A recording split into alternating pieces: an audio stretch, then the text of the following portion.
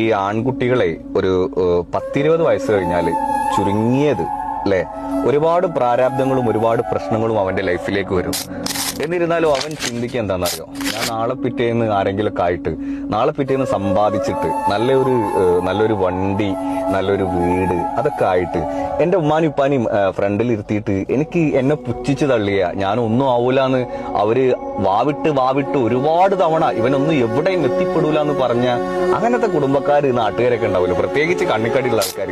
അവരെ മുന്നിൽ കൂടെ നല്ലൊരു കിടിലൻ വണ്ടി, നല്ല വിലപിടിപ്പുള്ള ഒരു വണ്ടി, റോൾസ് റോയ്സ് അല്ലെങ്കിൽ ഏതെങ്കിലുമൊക്കെ ഒന്ന് കണ്ടാല് ഒന്ന് അമ്പരന്നിരിക്കുന്ന ഒരു വണ്ടിയായിട്ട് ഇങ്ങനെ പോകുമ്പോ എന്റെ പൊന്നുമക്കളെ ആ ഒരു രോമാഞ്ചിഫിക്കേഷൻ ഉണ്ടല്ല, അത് നമ്മൾ ഇമാജിൻ ചെയ്യണം. അതിങ്ങനെ സ്വപ്നത്തിൽ കണ്ടിട്ട് അതിന് വേണ്ടിയിട്ട് പണിയെടുക്കണം. അത് ഇൻഷാല്ല ഇന്നല്ലെങ്കിൽ നാളെ അഹങ്കാരമൊന്നുമല്ല കേട്ടാ, പക്ഷെ എന്നിരുന്നാലും നമ്മൾ എവിടെയും ആവൂല, ആരും എത്തിപ്പെടൂല എന്ന് വിചാരിച്ച അങ്ങനത്തെ കുറച്ച് നെഗറ്റീവായിട്ടുള്ള കണ്ണുകളുണ്ടല്ലോ, അവരത് കാണുമ്പോഴല്ല അവരെ ഉള്ളു പെടയണം. അവരുടെ ഉള്ളിൽ ഇങ്ങനെ പറയണം, ഓ ഈ പഹയന് അവന്റെ ഒരു കാര്യം വല്ലാത്ത തന്നെ, ഒന്നും ഇല്ലാത്തോടത്തൊന്നല്ല അവനെല്ലാം ഉണ്ടാക്കിയെടുത്തത്. അങ്ങനെ പറയിപ്പിക്കാൻ വേണ്ടിയിട്ട് നമുക്ക് പറ്റണം.